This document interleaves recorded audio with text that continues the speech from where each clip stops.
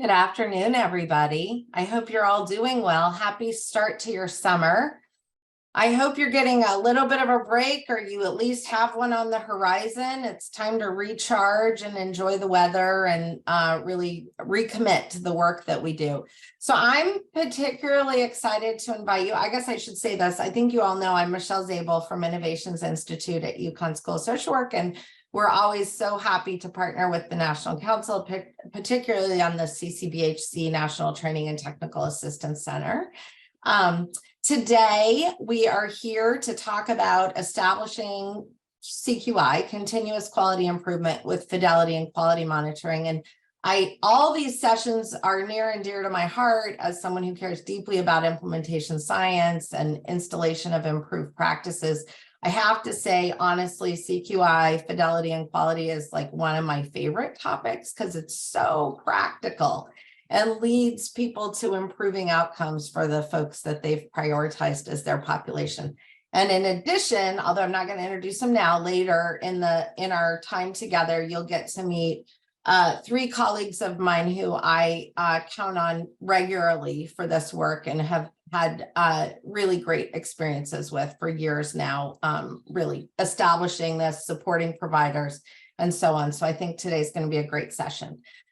Let's go to the next slide. So fair warning, we can go to the next slide. I am going to use a bunch of Menti surveys today, as are our presenters, and there'll be opportunity for dialogue as well. So this is hopefully a time where you're not showing up thinking you're going to do other emails and listen, but that you're really fully engaged in the process. So as a reminder, you use the QR code and just stick your phone up to it, get yourself set up, and we're going to start doing a little surveying at this moment so we know, so our presenters know, SAMHSA knows, this National Center knows where we're all at. So first question, was the information presented in the last session applicable to the current stage of implementation in your agencies?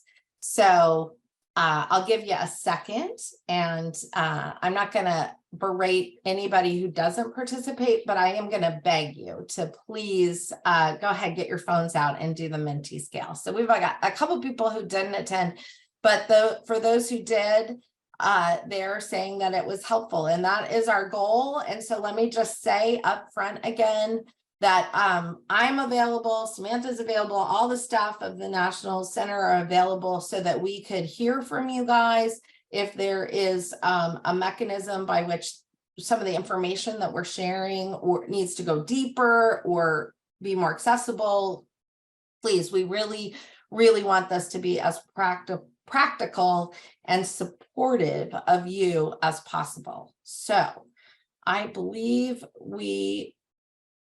I don't want to hang on to this. So we're going to move to the next Menti slide. Thank you so much for that. Did you share the information with others in your agency? So often we invite you guys to webinars. You're the lone participant in the webinar, but it takes the village, right, to make it all happen. And so, one of the things that we've done is package that up. The National Council sends that out to you guys, and we are hoping that it's done in a way that you can just forward to all the people that you're interested in also watching, and maybe twist their arm a little to take the hour or so to pay attention and read the materials as well. So that's great to see as well, that people are sharing. I think it's the only way to get through all these kind of complex systems change initiatives. And so the next slide is, did you actually use the information that was provided? And I think we should have done a caveat of you intend to use it as well, but we'll go with, did you use the information at this point in time? So I'm waiting for the 10 that I saw before. Oh, yay, somebody used it already. That is really heartening. I don't know who you are, but I'm really grateful to you. Thank you so much. I'm going to assume because you liked the information or felt like the information was on point, that at some point you're going to use the information, and that the month of June is just a hard month for us all as we close out the books and write new grants and do all the things. So let's keep going to the next one. And then we'd really like to know just where you are in your implementation science pilot development. If you could just look at the various options that we gave you and give us a sense of where you're at, we would really appreciate it. Yes, Julie, there should be a not yet. I totally agree, because the no, brings me down a little bit on a rainy Wednesday afternoon, but yeah, I agree with you. Okay. Great. So people are doing things, right? They're right in the middle. So that's also really encouraging, because it's fine to be at different stages of this whole process, but it's nice to see that people are moving. So that's really exciting as well. And I know that when Sam and Mary talk later, they'll talk about some options that I think will even support you guys more in moving forward. So let's go to the next slide. And then finally, we really would like to hear from you what barriers are preventing you from engaging in a research or implementation project. If you could just share that with us right now, we would appreciate it. And then I believe I'm on my last Menti for right now, and I'm gonna queue up the opportunity for Sam Holcomb and Mary Blake to speak, both from the National Center, and also from SAMHSA, to give you updates and ask any of your questions and get some feedback from you as well. So the big word right now is technology. Does anybody have other words they want to throw in there? Staffing and time, always. Staffing is so hard right now. I agree. Time, finding a research partner, access. Yeah. Finding a research partner is coming up big. So I think the information that Sam and Mary have to share will help, hopefully help. No response. Great. Really helpful for us to see this information. Thank you. Great. Oh, it keeps going. I love that. Finding a research partner is the biggest. So I think that's important for all of us to think about. And I think some of the strategies that SAMHSA and National Council have are going to be helpful to you guys in that as well. So even with more words coming, finding a research partner stays the biggest, which means that is the barrier that we need to really circle around and try and support you guys on. So I say this every time, but I do want to say, I know staffing is so hard out there. This work is so important, and I just want to honor the time you're taking to spend with us, given all the competing agendas on your plate. And with that said, I'm going to hand it over to Sam and Mary Blake from SAMHSA to give some updates. Thanks so much, Michelle. So a few things we wanted to flag for all of you. And I'm just also still digesting all the information we just saw, which was incredibly helpful, particularly around where you're hitting barriers. And we hear you on that, and also how you're progressing, which a big kudos to all of you who are really moving through those phases. So one thing I want to just flag up front was last time when we were in our session, one of the needs that bubbled up was really the idea that it would be helpful to have some sort of document on hand for all of you, or resource that could really help to outline the CCBHC and researcher roles and expectations within this program, within this pilot. And so we have worked to draft that. It's currently with SAMHSA for some eyeballs, and we hope to get that to you soon, so that it can be useful as you continue to work through these conversations and engagements with researchers. And for those of you who are moving along in this partnership, I think it provides good support and guardrails for how you talk about your roles moving forward as you're moving towards finding funding potentially and planning your research project. The other thing I wanted to talk about was a discussion around our August and September sessions, which are on the books, but we had intentionally held as open, knowing that we wanted to engage with you all for a while, see what your needs are, and be able to be nimble and iterative there. So I'm going to open the floor in a moment to conversation around what you all would find is most useful of your time. And we have some ideas that I'll share too. But before I do that, I do want to turn the floor over to Mary just quickly for any reflections from the data you just saw, and any updates on the SAMHSA side, particularly related to upcoming webinar that you guys are planning for organizations who are partnered. So Mary, is there anything you want to share? Thank you, Sam, and thank you to the team who's organizing these webinars, and hello, everybody. It's great to see you, all of you working on this ISP project.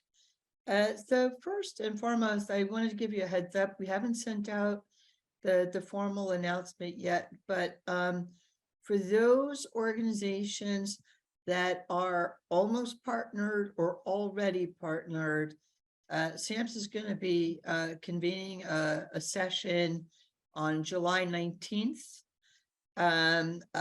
to answer questions that people might have and to get information from you all.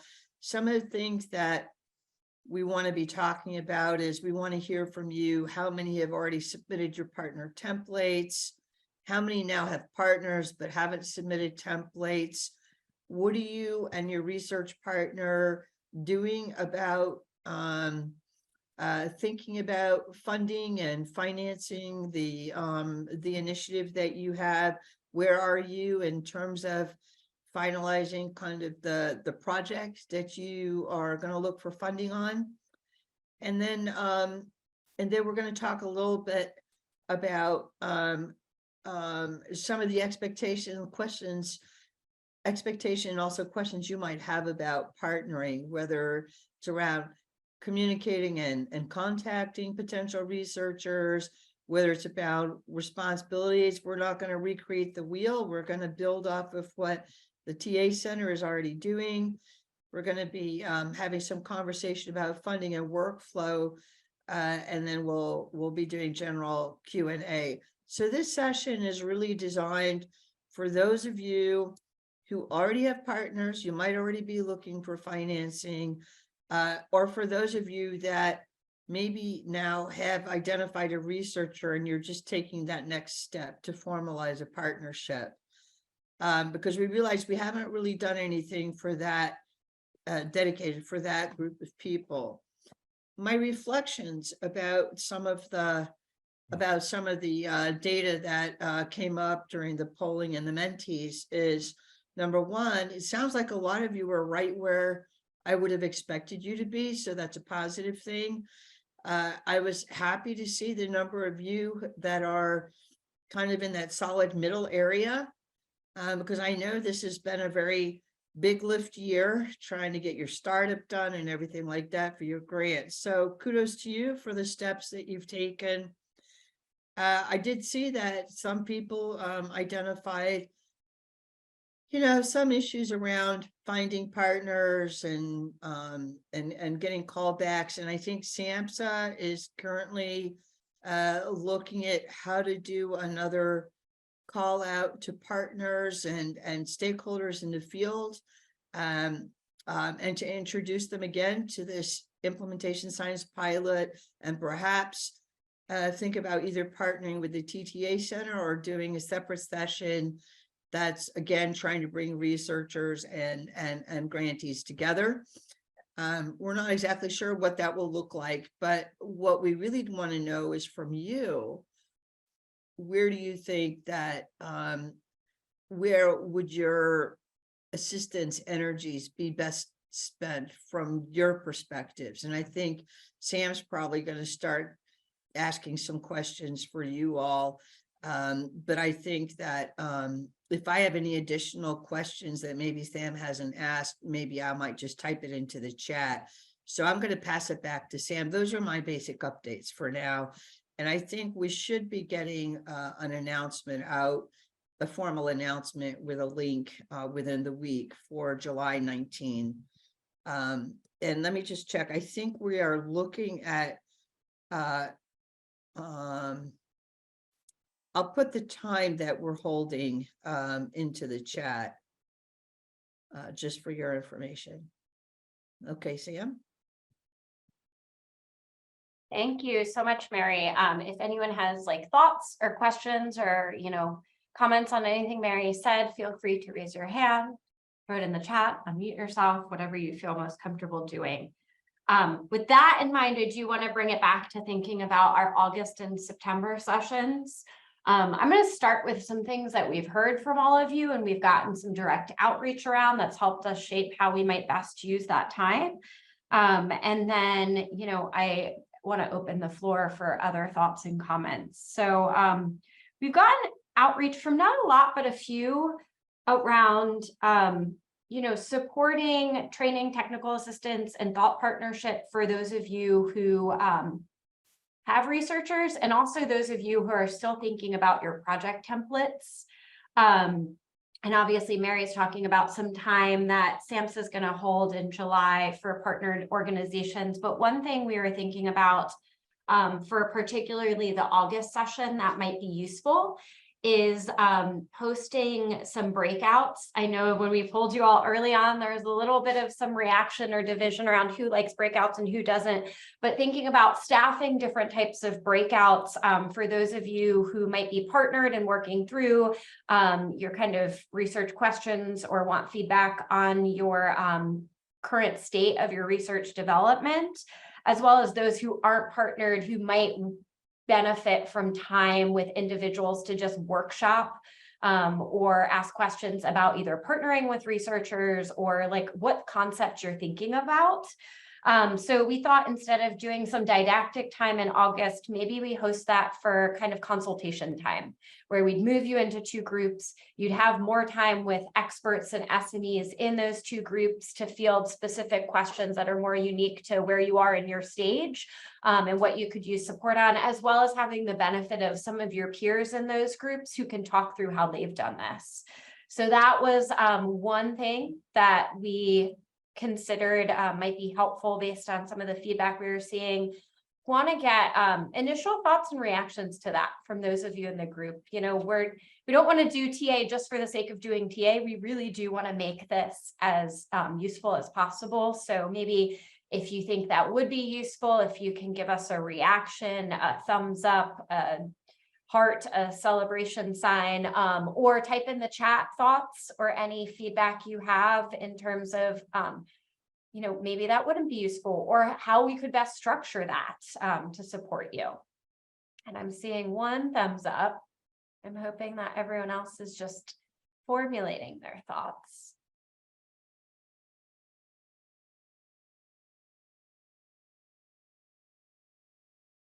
Seeing another thumbs up.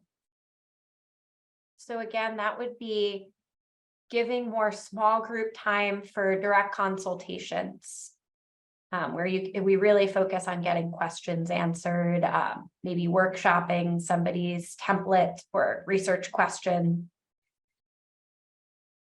Okay, we've gotten a few hands up. And continue to think about that. Could research peers be in? Yes, definitely. That could be bringing your friends. We'll also have research SMEs that would be part of those sessions, I think, right, Michelle? So yes, I think if you are working through this right now with a potential research partner or formalize a partnership, but you know, aren't completely secure in where you're going, they're welcome to participate in these sessions. The other things I'm thinking about September's time too is a few things that have bubbled up during our past conversations, and what we just saw were things around like understanding funding streams for research and what the opportunities are.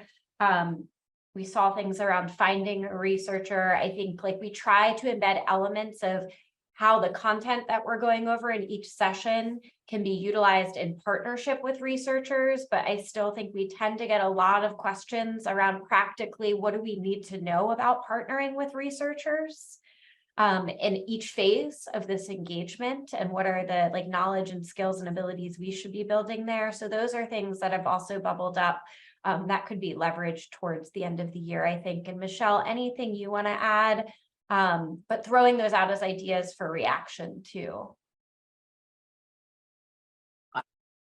I don't want to take over this part, but I think what would be helpful as we're identifying the SMEs is just like if you would actually put in the chat, it is more helpful for you to have somebody help you formulate a research, like identify funding, like we should have mentied you at this moment too. So you could have like organized what your priorities are.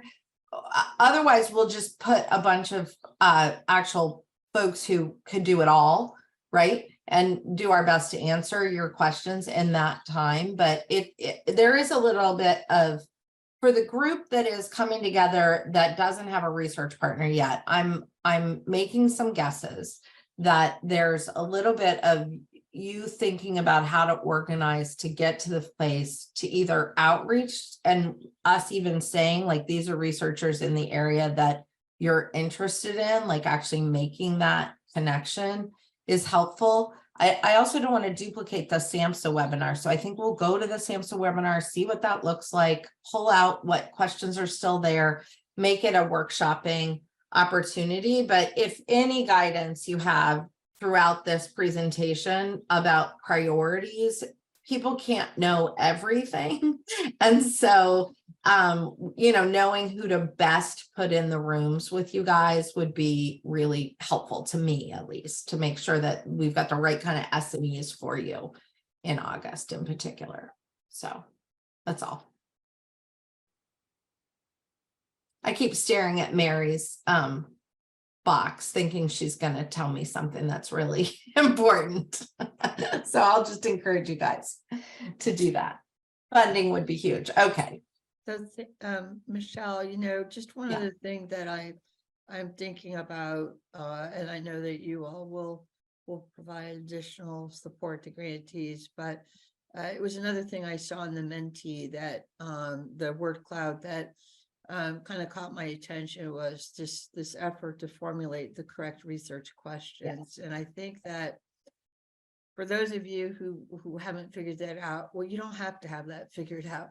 You can have some general ideas about what you think you want to explore, and then you can discuss that with a researcher, and the researcher who's used to coming up with research questions can throw ideas out to you, and you can kind of partner because they may have some thoughts you hadn't thought about that would be very relevant to kind of the areas that you want to explore.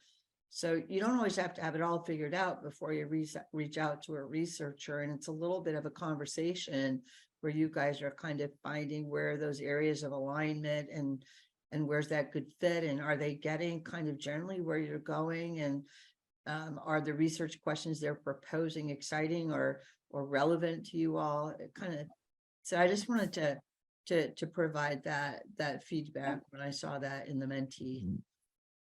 Yep. Thank you, Mary. Yeah. Mm-hmm.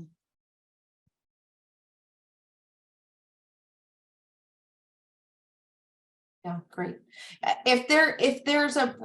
If you, in Sam's presentation, we suggested 2 breakout rooms, right? You've got a research partner. Now you want to take next steps. You don't have a research partner and you're somewhere in the continuum, right, of getting ready to do all of that. If there's a 3rd breakout room, if you want to be divided even a little bit more, that's another piece of helpful information for us. But the way we were conceptualizing this as an idea in response to what we keep hearing from you guys, those 2 seem like there would probably be good, not just conversations with subject matter experts, but also cross conversations with each of you. So open to adding a 3rd room if that's helpful as well.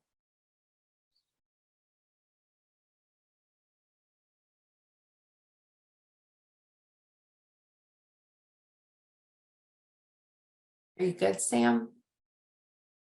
Okay. So please use the chat, put all the information in. We're going to capture the chat, review it, make sure that we're as aligned with you guys as we can be in August to be as helpful as we can be. So in an effort to be helpful, now we're going to move over to our presentation. So one last mentee from me at this moment in time, although it'll happen to you again, I promise. I don't see the question. Gary?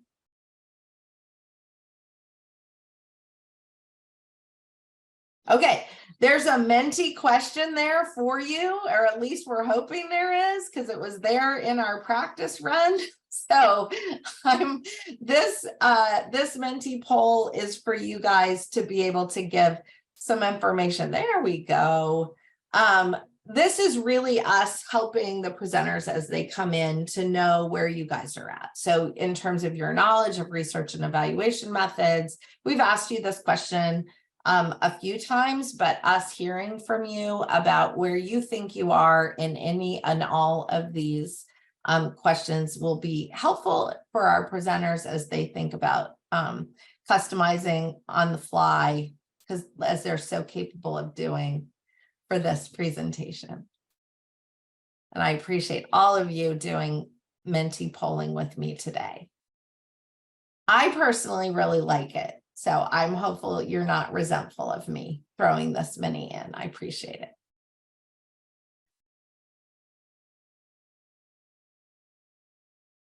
Okay, I'm going to keep us moving, although I see a couple of you are still reading, so let me give it one more minute, and as I do this, let me do some introductions. Okay, so today again, our presenters are here to talk to us about establishing CQI systems with fidelity and quality monitoring. The colleagues that we've invited are people that I know have worked deeply in this space for a number of years. And so I don't normally read bios, but I want to read them for you so you get a sense of the depth of knowledge that they have in this and the amount of work they do directly with providers. So Dr. Jill Farrell, I've had the honor of working with like close to 15 years, I think. She's research assistant professor at University of Maryland School of Social Work, deputy director of research and evaluation for the Institute for Innovation and Implementation. And her background and research interests really concentrate upon improving experiences and outcomes for youth involved with child and family serving systems, particularly the juvenile justice and child welfare systems. She's been a primary research partner to Maryland Department of Juvenile Services for over 20 years. Collaborating, developing, implementation, and evaluation of case management practices, assessment tools, and programs for youth. And then she's got a little additional about her evidence-based practice experience, but let me say that Jill and I co-established Maryland's Evidence-Based Practice Center, which now has almost 20 EBPs that they're evaluating on a regular basis and using CQI and fidelity and quality outcomes monitoring. So her depth of expertise in this area is quite substantial. We're also happy to have Leah Bartley here with us today. She's a social worker with over 15 years of experience in direct service, philanthropy, and academia. And most recently, she was a senior implementation specialist at the School of Social Work at UNC Chapel Hill, where she has supported the application of implementation science in child welfare, early childhood, and philanthropic initiatives. She's a Doris Duke Fellow for the promotion of child welfare, child well-being, and at Chapin Hall, at the University of Chicago, and she provided TA evaluation and implementation support to the replication of Family Connections, which, for those of you who don't know, is a child maltreatment prevention program at the University of Maryland, Baltimore. She was a Duke Endowment Fellow. And she values the importance, as all of you do, of relationships and trust in implementation and evaluation efforts. And I will say that we cross paths at University of Maryland, and so I'm super excited she's here to present as well. And then Jaymie Lorthridge, who is a senior research associate at Kaye Associates. Jaymie, I'm just so happy Jamie's here. She's worked for over 20 years on behalf of communities and families, and her background, you've got like a JJ person and a social worker, and Jaymie started out as a uniform patrol officer, observing the social determinants that dictated citizens' quality of life. So she transitioned to a career in research and evaluation to build evidence for strategies that can improve outcomes for systems impacted communities and families. And now prior to joining Kaye Implementation Associates, she was a senior study director at Westat. She brings a participatory perspective to her work, engaging stakeholders at multi-levels as partners throughout all stages of the project. In collaboration with multidisciplinary teams and through partnerships with stakeholders, Jaymie designs and implements processes and mixed methods outcomes that support data-driven decision-making and inform program implementation and policy improvements. Her social work education and training in culturally responsive and equitable evaluation methods informs the research questions and outcome indicators she proposes. So I said this to you each time. I've actually tried to bring SMEs who might be good partners on some of these. So like you have met a series of people who do this type of work regularly. So it wouldn't be beyond the pale for you to email them after and be like, hey, would you like to be a research partner? I can't promise that they'll say yes, but we are trying to introduce you to people who would be good partners in this space as well. So with that said, I'm going to hand it over to these guys and we'll go from there. I'll see you at the end. And now you guys have to take over your own learning objectives because of how I did it. Okay. That is fine.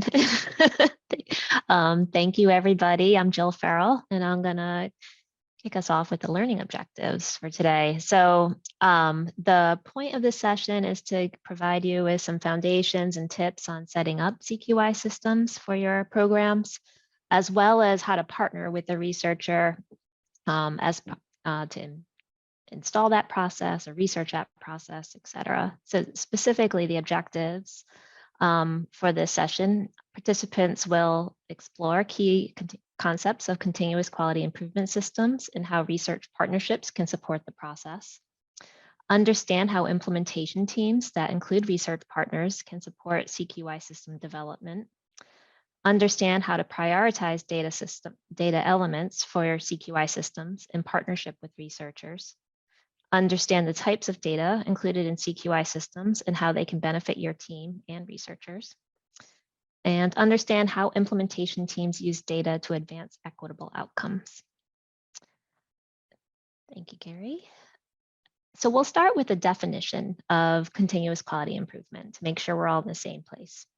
CQI is an ongoing effort to achieve measurable improvements in the efficiency, effectiveness, performance, accountability, outcomes, and other indicators of quality for programs, systems, agencies, et cetera. So the word continuous implies that you're putting into place something that is routine or systematic in developing a process that's going to be embedded within your agency and done on an ongoing basis to support your program efforts. It's even with programs such as evidence-based models that have very well-defined components, these CQI processes to help support your implementation are very important to make sure your investment in the model or evidence-based practice is achieving what you're hoping that it will for your population. Even the most manualized program can drift from what was originally defined, given that you're operating in very dynamic environments that have a lot of system pressures. So the probably two things to stress here before moving to the next slide is the importance of two important aspects or important aspects of effective CQI systems involve teams and data.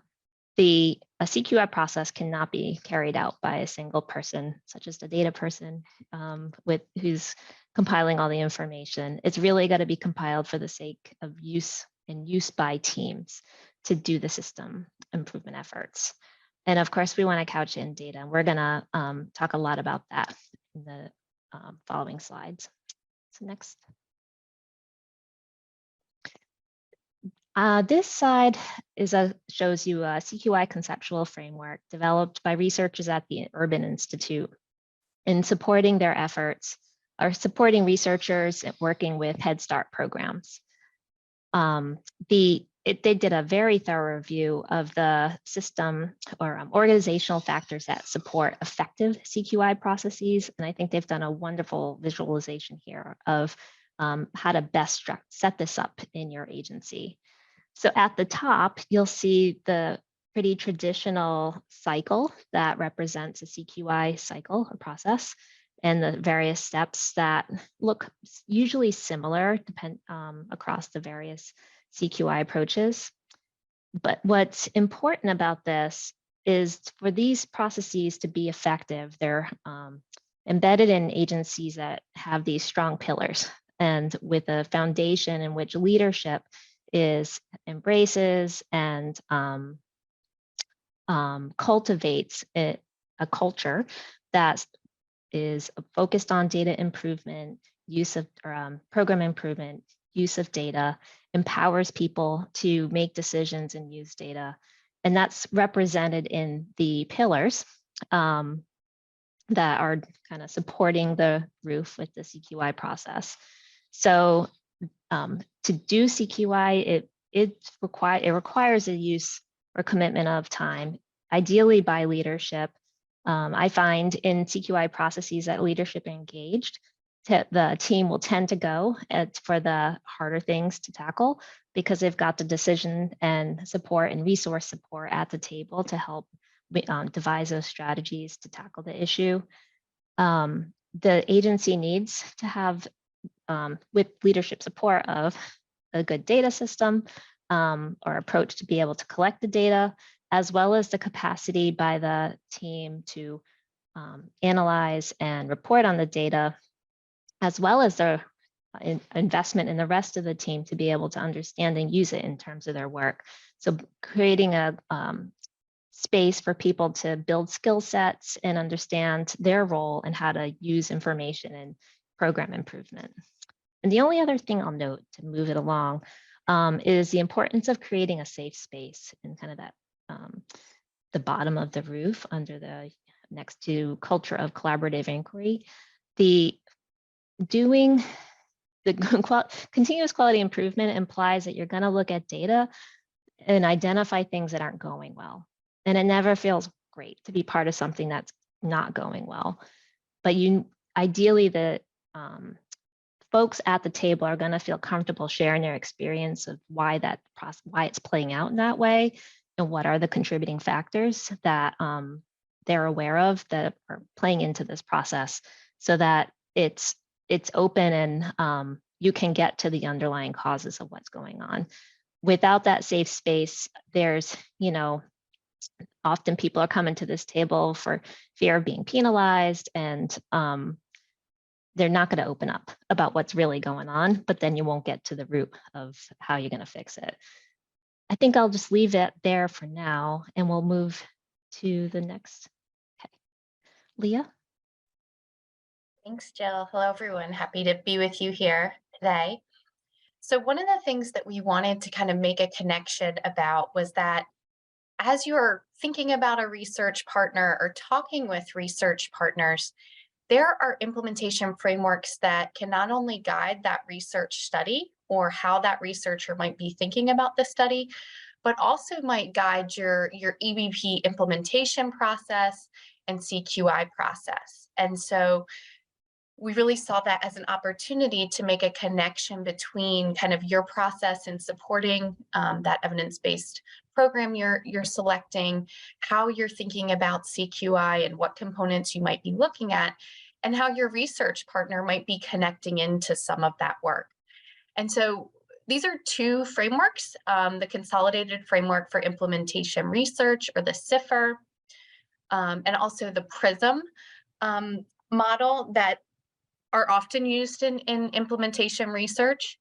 There's a lot of really great resources out there on these frameworks. CIFR, for example, has a great kind of user-friendly website that actually goes into each of the domains of the model. So you see in that figure there, the CIFR identifies kind of outer setting factors that can influence implementation, inner setting components, things about the implementation process. So how the implementation process is going, like teaming, assessing needs, planning, and then also aspects of the evidence-based program itself. And so how that's selected. And so it really kind of outlines these key features of the implementation process that might be helpful to you as you're thinking about implementation, but also your research study. And so we wanted to make that connection for you all, that as you're thinking about your research partners or even some of your research questions, really thinking about and aligning some of those efforts really could benefit how you go about kind of improving your implementation, but also kind of what you learn in the implementation study process. Next slide, please. We also thought it might be helpful to do kind of a quick peek into kind of the literature and research around CQI in and of itself.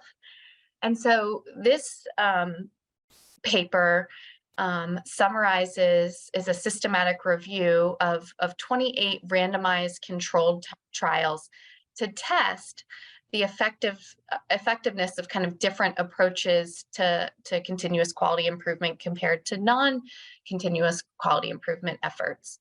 And just to kind of caution with this, they did find kind of some limitations in doing that because it's not as easy to implement an improvement process and then kind of a controlled environment where there's no improvement processes going on at all. So just want to caution that. But in this review of randomized controlled trials, there were two kind of most commonly used frameworks that might seem familiar to you or you have heard of.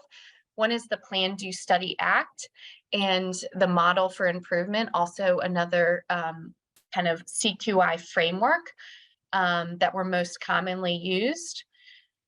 Across the studies, they really saw clinical processes, measures they saw improvement in, and so really saw the benefit of implementing CQI efforts in improving how clinicians and staff were implementing kind of their practices or evidence-based practices, if we're thinking about kind of your context. Also, in this review of the literature, leadership involvement really increased the impact on outcomes. So there was a benefit in terms of how these projects or organizations structured their CQI process to either include leadership or connect with leadership in their improvement efforts. And then meeting frequency. For example, meeting kind of weekly or bi-weekly really increased the impact of those positive effects of the CQI process. And so this really connects well with some of what we're going to talk about in terms of structuring your CQI process, but just wanted to kind of give a nod to some of the research supporting the benefits of a CQI process. And I'll pass it to Jaymie. Thanks, Leah. I'm excited to be with you all today. And as we're thinking about effectiveness of CQI processes that have been implemented, it's also really important to think about the ways in which continuous quality improvement can promote equitable outcomes. And there's an if here that's not on the slide that I'll lift up. And the if is, if the CQI stakeholders have developed a clear definition of equity. Far too often, equity becomes this thing that we know it when we see it, but to get to those equitable outcomes, we have to all be operating from a place of shared understanding. And one of the big conversations that's been happening around equity is the difference between equality and equity, and the ways in which then you go about achieving equitable outcomes when you understand that difference and you're focused there. So you see these two images are a juxtaposition of what equality might look like in practice and what equity might look like in practice. So on the left, where we're talking about equality, that is a scenario or an ideal situation where all three figures who are climbing up those long ladders are going to reach to the top to get, in this case, this is coming from an education publication, so they're reaching for that diploma. And they all have the same thing, but it doesn't mean they're going to get to that diploma. Just providing that ladder is no guarantee, but that's where equality rests, in providing the same thing to everyone. If we pivot, though, to the figure on the right, where we're looking at equity, that is all about redirecting resources on an individual basis. So that ladder on the right, if you may or may not be able to see it on your view, but it's starting in a sinkhole. There's this hole at the very bottom. And so this person's having to even climb out of the hole to even get on the ladder. And along the way, there's these structured supports that are provided by the people who are in the truck, strengthening those rungs in different areas that are specific to the need of the person who's making that climb. That is equity. Equity requires customized solutions that are based on the self-defined needs of the service recipients, not what practitioners, professionals, subject matter experts, not what any of us think people need, but what people themselves say they need, which means, there's another if that's not there. If we ask them, then we'll find out what they need. So we have to engage in that process of asking them when we're trying to understand what equitable outcomes might mean. That has to be also an inclusive process where we're not privileging certain voices and certain perspectives, but we really are trying to understand the breadth of our client and our service population and the needs that they all bring with them and the different situations in which those needs might arise. And then the other aspect of equity that we can see in this figure on the right is collectively working together as a system to make change. And so it's another term that comes up when you might hear discussions of equity is systemic equity, and how you might be able to move from individual level equitable outcomes to pivoting to a system then that is scaling up solutions that meet the needs on an individual basis. Then you're working on a level of systemic equity. So really starting at that basic fundamental place of clear and shared definitions is key to equity. And one of the things that you all shared in the mentees, and I echo Michelle's thank you, it's really helpful to get your reflections and your responses there, is in terms of sharing information back with your agency from these webinars. And this is a great one. All of this is great content to share back with your agency, because everyone has a role to play in ensuring equitable outcomes. And implementation teams in particular have a key role in continuous quality improvement work and ensuring that those plans and work can focus on equity. So we're going to talk a little bit more about that in the next slide. So implementation teams, and in terms of their role in CQI, overall, an implementation team really useful for moving a program or a policy or a practice forward, even from the very first stage when a program or policy or a research project is being developed or selected. But in terms of an implementation team's role in CQI, they have a unique way to help move the CQI work forward. And also, another reflection that you shared was getting ready to partner with a researcher and wanting to know more about how to start that partnership. Well, your implementation team, if you have one, can really play a key role in getting ready for that partnership. So we'll talk about collaboration in the next slide. So these are a couple of responsibilities that implementation teams have in CQI in particular. And you'll see that we start with developing and supporting and overseeing that implementation plan, and in particular, making sure that as the plan evolves, then the CQI processes are responsive to the iterations of the plan, so that you don't come out with this refined implementation plan, but a CQI plan or process that's a few steps behind. So they can bridge that gap sometimes that may happen in between practice and then CQI planning and processes. They're also wonderful champions for improvement efforts. And because they are up to date on what may be happening and what the needs may be around continuous quality improvement, They're your go-to people when you're trying to secure resources based on the data that's emerging from the CQI process. And this is also, as I mentioned, one way in which your implementation team might help you partner with the researcher, or especially around funding. There are different funders out there who focus on different populations. And so if your CQI implementation team is really knowledgeable about the data and the needs of your population, they can help to use that data in those funding applications.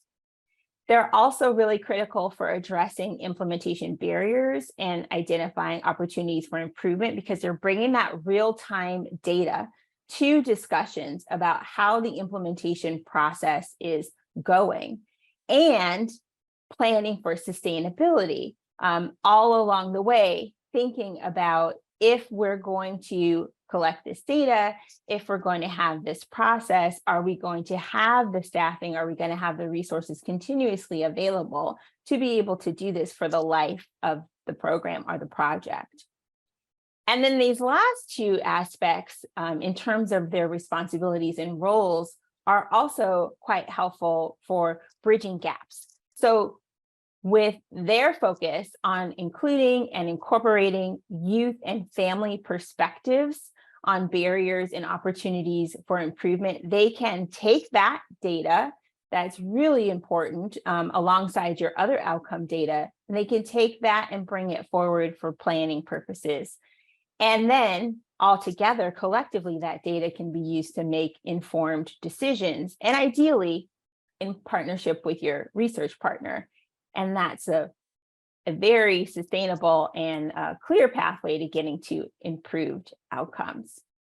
So we go to the next slide. You'll also see that the implementation team has some responsibilities if you're going to try to focus your CQI process on equity as well. So the items in blue on this slide are in addition to what we just went over in terms of team responsibilities. So making sure that that CQI plan has some equity objectives embedded in it and is responsive to changes in equity objectives. Hopefully, as improvements are happening, those objectives are being revised and refined. And as a champion, making sure that there are some resources that are set aside to promote that continual involvement of persons with lived experience. Because if you're going to commit to that meaningful partnership to get the youth and family perspective, you want to do that on an ongoing basis to make sure that you're aware of when needs might change or when the expression of needs might change. They can use an equity lens when thinking about implementation barriers. So is this a barrier for this particular client subpopulation or that client subpopulation? And also in sustainability, how are we going to approach sustainable power sharing? So if we are engaged in decision-making processes with our client population about how services should be selected, delivered, improved, how can we sustain that co-decision-making process? And then I will turn it over to Leah to talk a little bit more about the implementation stages that the team can lead the organization through. Thank you, Jaymie. Yeah, that's so great to just see that so explicitly related to equity in those team activities. So one of the things we know too is that the implementation team helps kind of shepherd the evidence-based program through the implementation stages. And you all heard about kind of using that implementation stages planning tool last session. And so one of the things that we wanted to acknowledge is that the implementation team can be thinking about kind of some key questions through the stages that might be considered through your CQI process. And these are things that you can coordinate on with your research partner. So your research questions might be related to, in some ways, in terms of where you are in that implementation process. And so just to reflect on the exploration stage, so when things are kind of getting started, or you're thinking about what you might be doing. I think there's some animation on this slide, so you might need to advance that for me. Some key questions that you are thinking about, that you might be thinking about in exploration, are what are the needs and assets of the individuals and families we serve? How do the behavioral health programs fit with those needs and goals? Is there buy-in among key partners? And some of the kind of key implementation outcomes that relate to that exploration stage and process, if you could advance this next piece, are feasibility, acceptability, and appropriateness. So when we've done exploration well of the programs that we're considering, and there's a match between that program and kind of the needs and assets in the programming, it will be feasible for us to implement. It will be acceptable for the individuals and families we serve, and appropriate in the context that we work in. And so those are some outcomes of exploration, again, that you might be thinking about in the implementation process, but also might, might be things to consider as you think about kind of your research questions and working with a research partner. In installation, so as you're kind of developing those resources to begin to implement the evidence-based program, you're thinking about how can we assess, secure, and develop the resources needed to put the behavioral health program into place? How can we leverage implementation infrastructure that we currently have to support implementation? And how can research partnerships strengthen our learning and improvement process? So how can we design our own kind of teaming or CQI structure to support initial implementation of this evidence-based program?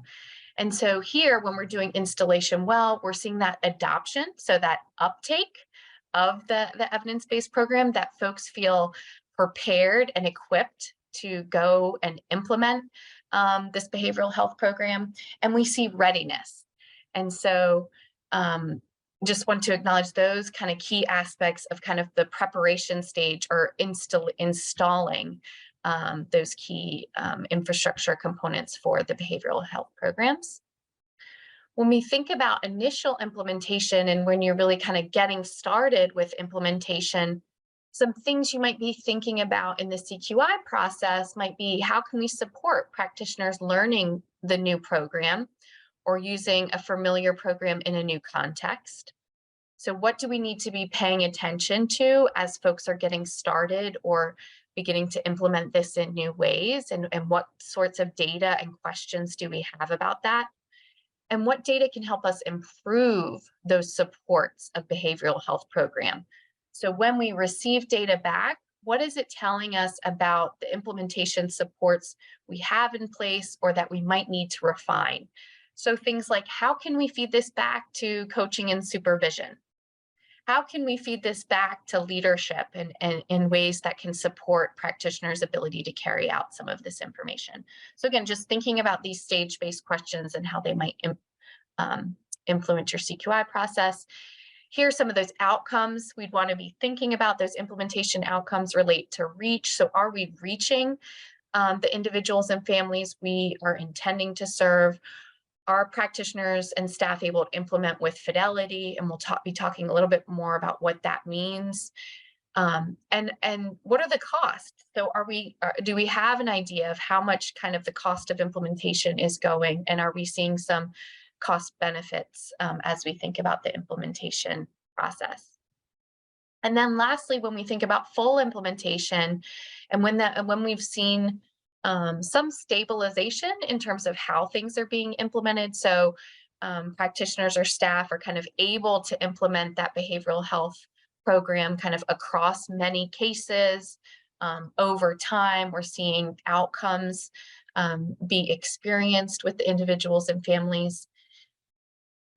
Questions we might think about in the CQI process: are we experiencing sustained use of the behavioral health programs, with most practitioners delivering the model with fidelity and ease?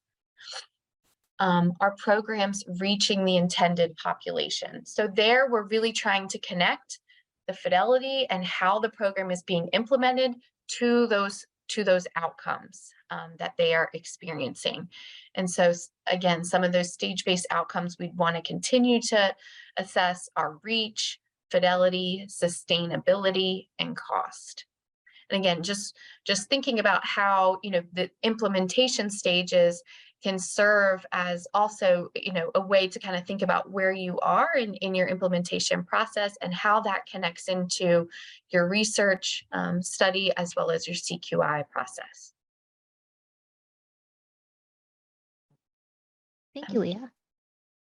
And I'm gonna dive in a little bit now onto the specific elements of data that you're likely gonna want to have in place to ensure kind of robust CQI process as possible throughout the life course of your program, and ways that researchers can help to also engage in this process. And you likely already have some aspects in place as you're getting going with implementation, but maybe there's some ideas in here on how you can enhance your model. Next.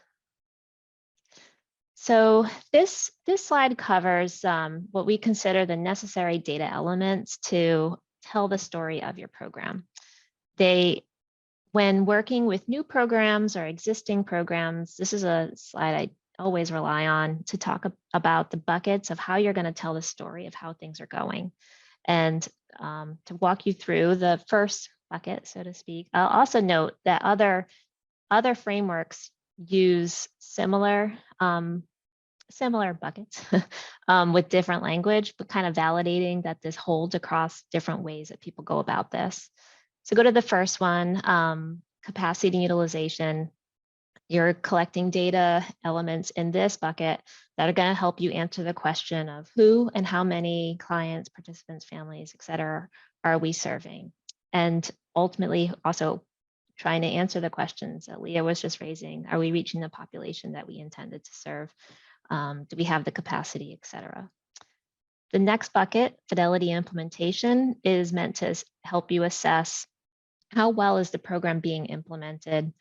There are a number of indicators here. They may not always be relevant to all programs, so that, working with a researcher and your CQI team, you can ideally pick what types of indicators help you get to what you need to know for each of the programs that you're implementing. We're going to speak a little bit more about fidelity in a moment, or Leah will get into that. So I'm going to keep moving here. The last bucket in terms of outcomes, obviously want to know how did our families, clients, et cetera, fare as a result of participating in our program. And so specifically looking at changes in behavior, skills, knowledge, whatever the program was designed to help impact, to set them on a course toward a more successful course.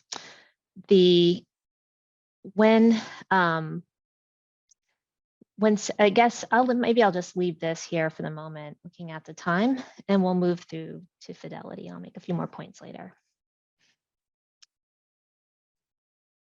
Thanks, Jill. So fidelity assessment is defined as indicators of doing what's intended. So is your evidence-based program being carried out as it was originally developed? And so that really requires knowing what is intended and having a way of knowing the extent to which a person did that as intended. So most evidence-based models will come with fidelity measures, right? And so understanding kind of what that measure is. Some also have multiple forms of measurement. And so understanding kind of what that measurement is and entails is an important aspect of connecting in with what you assess in your CQI process. But fidelity really is an important measure to understand kind of who's implementing what are clients receiving, and is that fidelity occurring, or is the evidence-based program being implemented with particular clients or across all clients? And it requires both adherence to the model, so thinking about how well it's being implemented as it was originally intended, as well as competence in the program delivery. So thinking about how well are staff feeling able to carry out this program kind of across cases. And fidelity standards standards and monitoring reduces the potential for model drift. So this really acknowledges that even if a practitioner has been implementing a program for quite some time, there can still continue to be model drift as contexts change, as folks learn new ways of work, as as we think about kind of new cases evolve. And so fidelity is a really important kind of metric to think about in an ongoing way. If you could go to the next slide. So one of the things we did just want to acknowledge is that there are a variety of methods for assessing fidelity. And so here we've kind of included a list with a description of different ways to kind of measure fidelity. There's also some really helpful sites that actually have inventory of different fidelity measures for particular models. But again, acknowledging that most of the models you come with likely have fidelity measures. And so if this is something that you are interested in reflecting back on, this slide or potential resources related to different forms of fidelity measurement might be helpful to you as you're thinking about your CQI process and what works best. You can go to the next slide. And then one of the things we wanted to acknowledge is that fidelity measurement is going to be important to you as kind of an organization or really thinking about the implementation of your evidence-based program, but it's also important in terms of the research and evaluation or implementation study that you'll be thinking about. So fidelity measurement really can be used to support the implementation progress. It can be used to provide kind of concrete, explicit feedback to practitioners on their performance. And it can be really reinforcing. And there's actually some really nice data to support the protective effect when fidelity is used with practitioners, a protective effect on staff turnover. So less likely to turn over. That research came from Greg Ahrens in child welfare. So really acknowledging that fidelity, can support the implementation process and can be used to reinforce good practice so that, families can experience the intervention and receive the positive feedbacks that we're hoping for them to experience. Fidelity measures can also be used to support that research and evaluation strategy. So really critical when we're trying to understand, are the outcomes that we are experiencing because of the program we're implementing? That's what fidelity is really important for making that connection to. So as we think about some of these kind of key research and evaluation strategies, you see like understanding kind of the independent variable nature in the intervention research. So are the kind of specific components of our evidence-based practice really relating to those outcomes? Fidelity enables us to know that. So connecting the actual core program elements and components that are measured in fidelity to those specific outcomes. Okay, and you can shift to the next slide. And so this is one of the real kind of foundational studies of fidelity that really connected the benefits of assessing fidelity and their relationship with clinical outcomes. And so you'll see this study was actually almost over 20 years ago of functional family therapy, but really made the case for understanding fidelity as it relates to outcomes. So you'll see that adherent group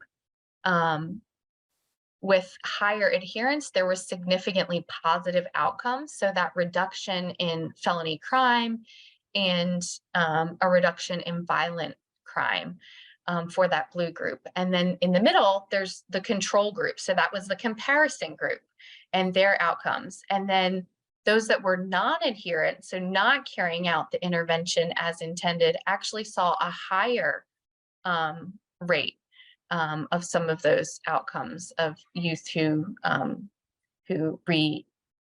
recidivated. So just want to acknowledge again and give some data here really on the benefits of measuring fidelity, both for kind of an implementation perspective, but also really for that research and outcome assessment perspective. And Jill, was there more that you wanted to add here? No, that was great, Leah. Now we'll move into some practical steps that or considerations for you to review as you're either setting up your data system and or go putting this against your processes that you already have in place to see if there's areas that you can tighten up or improve. We'll talk a little bit more about developing a logic model in a moment, but that would be a kind of practical first step. Creating a data dictionary that aligns with for all of the data elements that you'll be collecting, and making sure that it's reviewed by multiple stakeholders, everyone involved in the process, and including those who are actually entering the data. So there's consensus on how they're defining what they're selecting to indicate how the program's going. Just a quick example there might be related to complete discharge data and reason for discharge, and making sure that your team's clear on when to select certain things and when they wouldn't apply in certain scenarios. So consensus on definitions is really key. Establishing data sharing agreements, MOUs, and consent forms if needed should be happening at the beginning of the process. Establishing a data collection and extraction process. We'll talk a little bit more about ways to collect data, but you'll want to have your procedure in place and how frequently things will happen. Included in that would be how the data will be monitored from a QA and kind of cleaning lens, and making sure that it's given you're going to use it in a continuous way, that it's staying usable for your processes. And then we'll talk about reporting.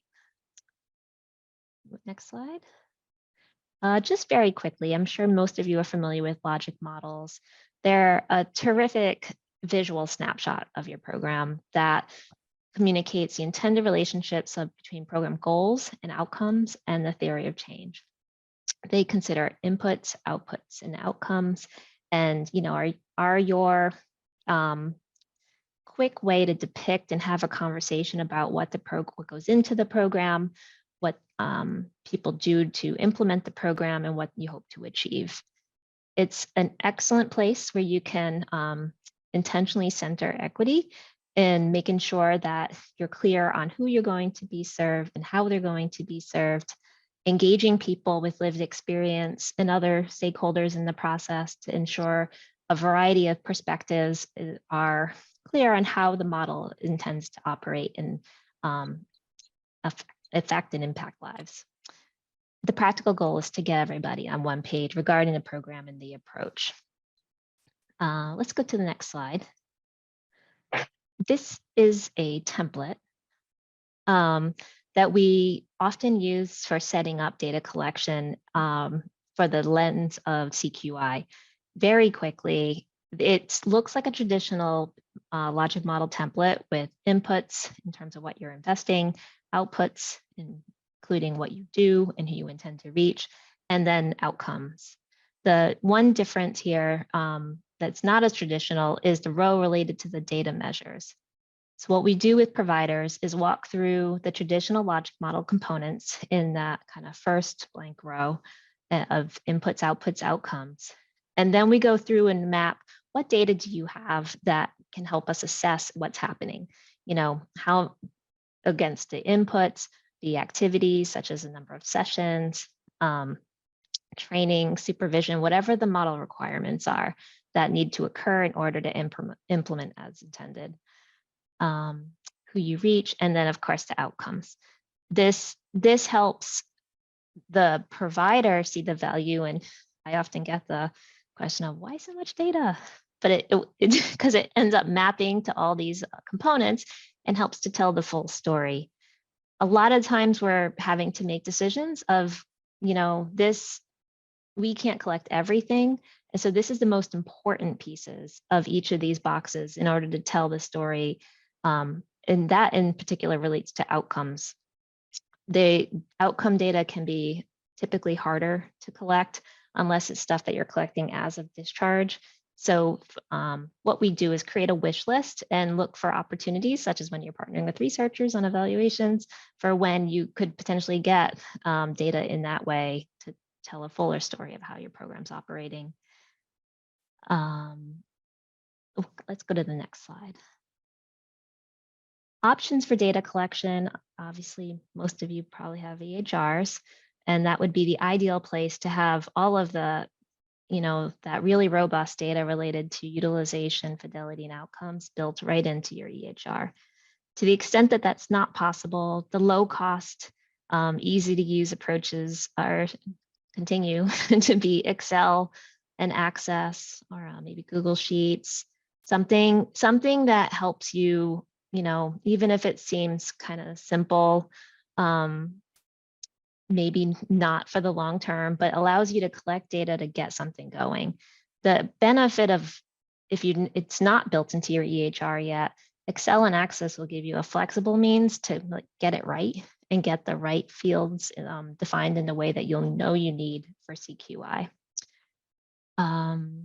Regardless, you're going to want to make sure that for your efforts, you're thinking carefully about what you're tracking, how you're tracking it, how you're making sure it stays clean and usable for ready use, and who is included and who is excluded in the data and why, so that, when you're looking at the data from an equity lens, you are able to, you're not unintentionally excluding something. Let's go to the next slide. Briefly on reporting, an ideal report is going to help you understand how your data, or summarize data for your program capacity, fidelity, and outcomes, so that you can answer the primary questions intended at how things are going. These data should give you the view of what's going well and what needs your attention, and ultimately drive the strategies in the PDSA process that we'll briefly mention. Key design elements. Be intentional about how frequently, plan from the beginning what you want to see, how frequently. Use trends to the extent possible so that you can see how things are changing over time, especially given you're working in dynamic organizations, and then you're going to be implementing things intended to increase or decrease certain trends. Set benchmarks, very key, so that you have goals to work toward. Most DBPs will have some, but your team can create others to make sure you're working towards something to good, healthy functioning.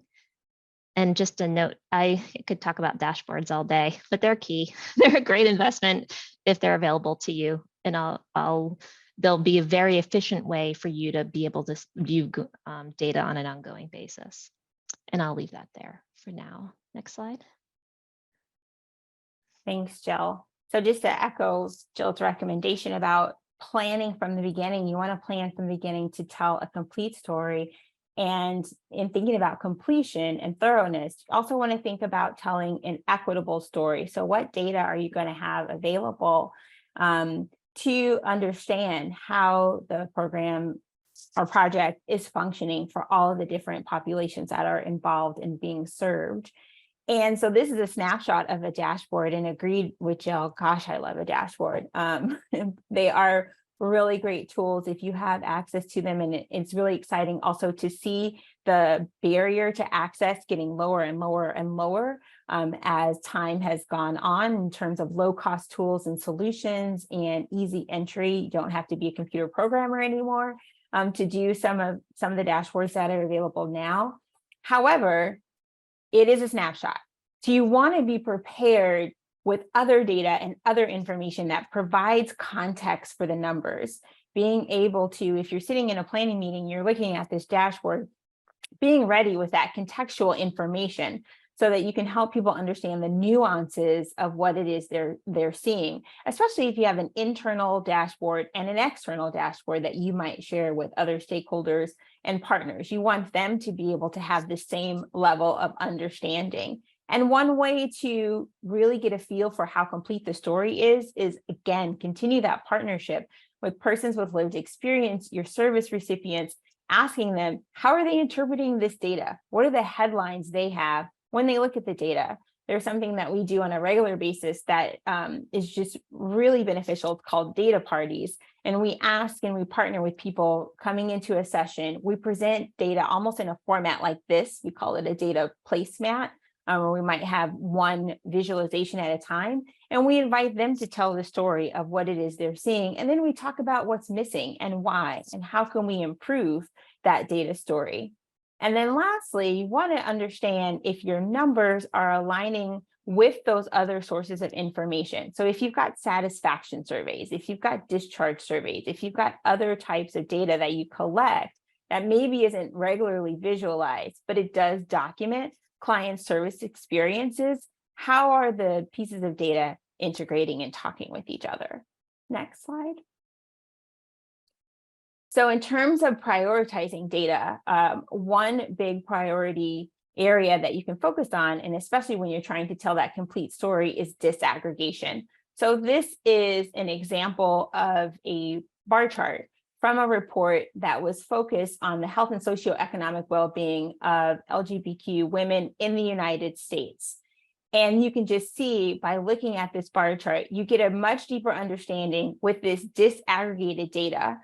This is disaggregated by race and ethnicity. You get a deeper understanding of how the different populations are faring in terms of their health and their socioeconomic well-being versus if you just had a bar chart that included everybody. So now you've got actionable data that you can use to go in and think about your equity objectives and outcomes. And if you are on the right-hand side, as suggested, collecting this data in a culturally competent and humble manner, and making sure that it describes the breadth of experiences, then you're setting yourself up to have this rich, disaggregated information that you can use to continue your planning. We'll go to the next slide. So just to bring everything together pretty quickly, we have this plan, do, study, act cycle where you can be using data regularly with your implementation team to think about all of the different stages here in this circle. So what data do we need to start our planning? Collecting that data, then moving on to the do stage, moving forward to the study stage where you're debriefing and you're reviewing the data, and then you're taking that time in the act stage to reassess your aims based on the data that you all have reviewed and worked on together. So we'll move to our last slide. So just want to acknowledge that we gave like an appetizer of a lot of topics. We could do a deep dive into all of these topics. We really could talk with you all day and appreciate your attention and your understanding. But our hope was that we gave you enough to think about, to bring back to your colleagues, to have those conversations with them, have those conversations with your research partner. If you're planning to obtain a research partner, these are some of the things you can still think about. So on this slide are points of collaboration that you can consider. Again, if you're still planning or if you're in the active stage where you do have that partner.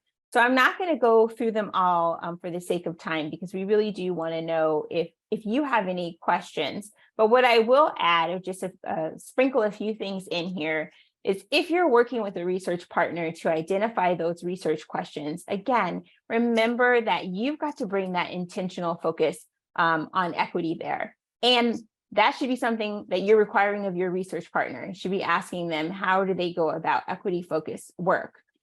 If you're engaging with your research partner to assist you with measuring fidelity, you want to make sure that you're measuring fidelity for services that are provided to all types of clients, as Leah mentioned.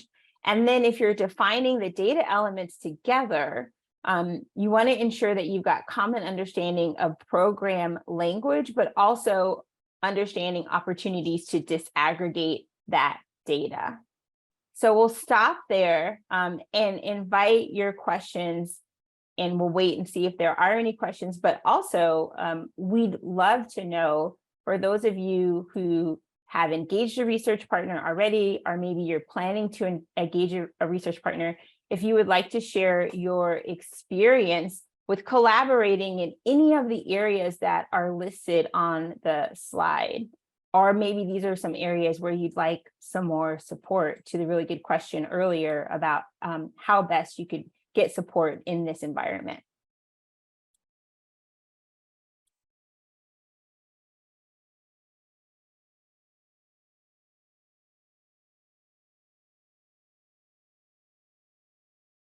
Maybe we can pull down the slides.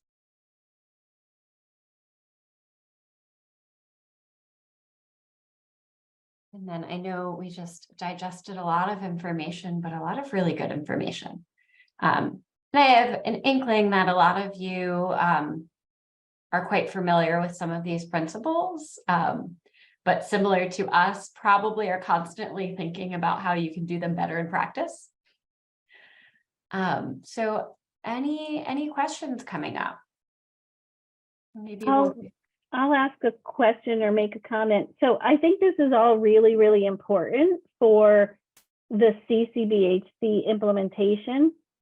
I'm a little hard pressed to see the relationship to the implementation science study, because unless you're studying CQI, I don't think you want to be mucking with the implementation during a study, especially these are going to be pretty short time frame studies. And so I feel like you'll just keep changing the intervention and you won't get any good results.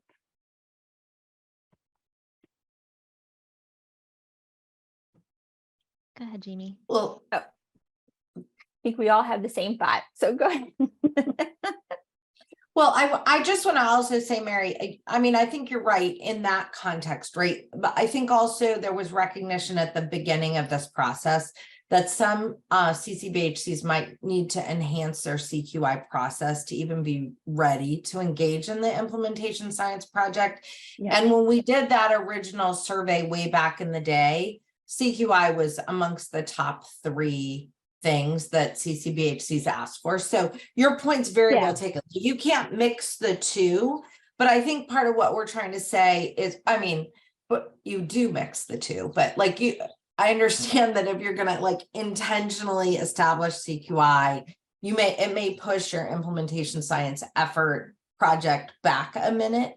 But in response to other kind of ask around CQI, this presentation was put forth to help. Yeah. And honestly, because you have a time frame that is supposed to make this work for you, hopefully this is helpful to some CCBHCs. Like not everybody is obviously in the same pace. So just like in terms of the logic behind the why, but yeah. And then I definitely see it to help people understand how to use their data, getting comfortable using their data, all of that. I think it's fantastic. So which makes you as a CCBHC even more ready to engage with a research partner. Right. You know this, Mary, that it's harder when you're not even digging in your data as much as a CQI process forces you to do. So it's a bit translational in the fact that it's a stepping stone to readiness to be a good partner to a researcher. So I don't know, Jaymie, what you put some stuff in the chat as well. Topics are relatable to the planning period for the implementation science project. Yeah, you guys made some of those points early on, but yeah. Are there other questions for you guys that you want to put to either the National Council, me, the presenters? I will say that we are, I want to call out that we're asking you to do an evaluation of this session. And so Allison put it in the chat about 3 statements ago. So if you could find that, or Gary or Allison drop it back in for people, we'd really appreciate it. We're coming up to the last minute. So you are always welcome to email us. Guidance, feedback, all of it. Really would appreciate that from you. And I just want to remind you that next month is Allison Metz Many of you know her from NERN and now at UNC Chapel Hill's implementation research work. She'll be the presenter along with Christina Dobson, who is a partner for her, who's been doing implementation science projects for a number of years. And the topic is implementation strategies, selecting and tailoring strategies to improve outcomes. So continuing to build on this readiness to really start your implementation science projects. So we look forward to all of you joining us. Sam, do you have any last words of wisdom for everybody? I want to get them out on time. So you've got 1 minute or less.